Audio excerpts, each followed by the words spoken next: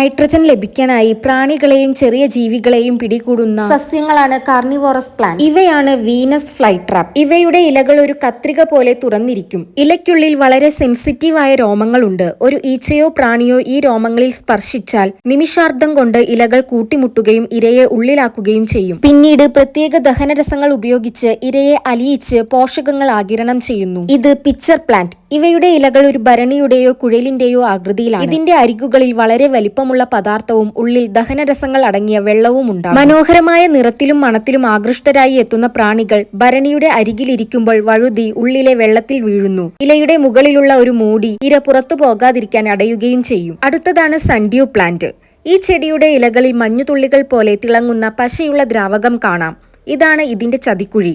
പ്രാണികൾ ഇതിൽ വന്നിരുന്നാൽ ഒട്ടിപ്പിടിക്കുകയും ഉടനെ തന്നെ ഇലകൾ ചുരുണ്ട് ഇരയെ പൊതിയുകയും ചെയ്യുന്നു. കാർണിവോറസ് സസ്യങ്ങളിൽ വളരെ ശാന്തമെന്ന് തോന്നിക്കുന്ന എന്നാൽ അപകടകാരിയായ ഒന്നാണ് ബട്ടർവർട്ട്സ്. ഇവയുടെ ഇലകളുടെ ഉപരിതലത്തിൽ ആയിരക്കണക്കിന് ചെറിയ ഗ്രന്ഥികളുണ്ട്. ഇവ ഒരു തരം ഒട്ടിപ്പിടിക്കുന്ന ദ്രാവകം പുറപ്പെടുവിക്കുന്നു. ദൂരെ നിന്ന് നോക്കിയാൽ ഇത് ഇലയിൽ മഞ്ഞുതുള്ളികൾ ഇരിക്കുന്നത് പോലെ തോന്നിക്കും. നല്ല മണമുള്ള ഈ ദ്രാവകത്തിൽ ആകൃഷ്ടരായി ചെറിയ പ്രാണികൾ വന്നിരിക്കുന്നു. തടാകങ്ങളിലും ചതുപ്പുനിലങ്ങളിലും കാണപ്പെടുന്ന ഒന്നാണ് ബ്ലാഡർ വർട്ട്സ്. ഇവയ്ക്ക് വേരുകൾ ഇല്ല എന്നതൊരു പ്രത്യേകതയാണ്. ഇവയുടെ ഇലകളിൽ ചെറിയ ബാഗുകൾ പോലുള്ള സഞ്ചി ഉണ്ടാകും. ഇതിനുള്ളിലെ വെള്ളം പുറത്തേക്ക് കളഞ്ഞ് ചെടി ഒരു വാക്വം സൃഷ്ടിക്കുന്നു. ഈ സഞ്ചിയുടെ വാതിലിനു പുറത്ത് ചെറിയ രോമങ്ങൾ ഉണ്ടാകും. വെള്ളത്തിലൂടെ നീന്തി വരുന്ന ചെറിയ പ്രാണികൾ ഈ രോമത്തിൽ തട്ടിയാൽ ഉടൻ വാതിൽ തുറക്കും. നിമിഷ നേരം കൊണ്ട് ചുറ്റുമുള്ള വെള്ളത്തോടൊപ്പം ഇരയെ ഈ സഞ്ചി ഉള്ളിലേക്ക് വലിച്ചെടുക്കുന്നു. പിച്ചർ പ്ലാന്റുകളുടെ കുടുംബത്തിലെ തന്നെ ഏറ്റവും വിചിത്രവും മനോഹരവുമായ ഒരു സസ്യമാണ് കോബ്ര ലില്ലി. ഇതിന്റെ രൂപം പത്തി വിടർത്തി നിൽക്കുന്ന ഒരു രാജവെമ്പാലയെ പോലെ ഇരിക്കുന്നതിനാലാണ് ഈ പേര് വന്നത്. ചെടിക്കുള്ളിലെ ഭിത്തിയിൽ താഴേക്ക് തിരിഞ്ഞു നിൽക്കുന്ന ധാരാളം രോമങ്ങളുണ്ട്. ഇത് പ്രാണികളെ മുകളിലേക്ക് കയറാൻ അനുവദിക്കാതെ താഴെയുള്ള ദഹനരസങ്ങളിലേക്ക് വഴുതി വീഴ്ത്തുന്നു. ഇവ സ്വന്തമായി ദഹനരസങ്ങൾ നിർമ്മിക്കാറില്ല. പകരം ഇതിനുള്ളിലുള്ള ബാക്ടീരിയകളാണ് ഇരയെ ദഹിപ്പിക്കാൻ സഹായിക്കുന്നത്. ഇത്തരം വിവരങ്ങൾക്ക് ചാനൽ സബ്സ്ക്രൈബ് ചെയ്യുക.